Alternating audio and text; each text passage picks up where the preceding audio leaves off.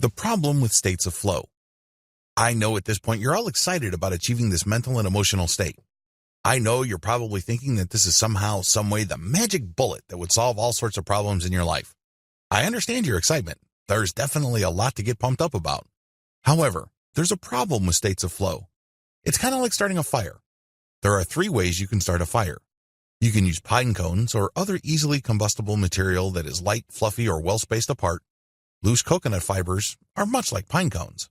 Alternatively, you can use twigs and branches. These are a little thicker, a bit longer and harder.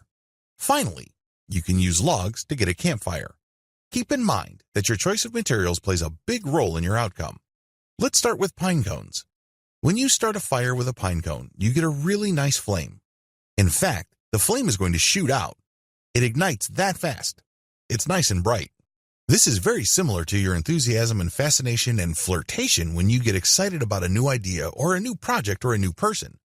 It starts out bright, but unfortunately, it flames out just as quickly. It is short-lived unless you keep piling on coconut fiber or pine cones into the flickering fire that you have. If you choose to start a fire with twigs and branches, it's very similar to having focused goals. You're not just fixated on the emotional intensity of what you're doing, but you are focused on your goals, and this is an improvement. The problem is, just like with twigs and branches that need constant air and replenishment or it will flame out, you need constant attention and a lot of structure. However, just like building a fire with twigs and branches, you can last longer if you constantly refocus on your goals. Finally, you can start a fire with logs. If you've ever gone camping, you know that this is the most time-intensive. It takes a long, long time.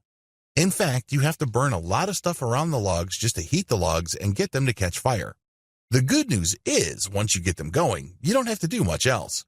They keep burning on and on and on all throughout the night. In fact, it's not uncommon for people to wake up and look at the campfire the next day, and there are still bright embers courtesy of the logs that they just burned.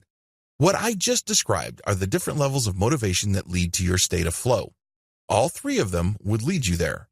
You can start out all pumped up and motivated and achieve a state of flow. You can do that. You can also constantly replenish your focus and achieve a state of flow. Finally, you can take it long and slow, but your state of flow lasts longer.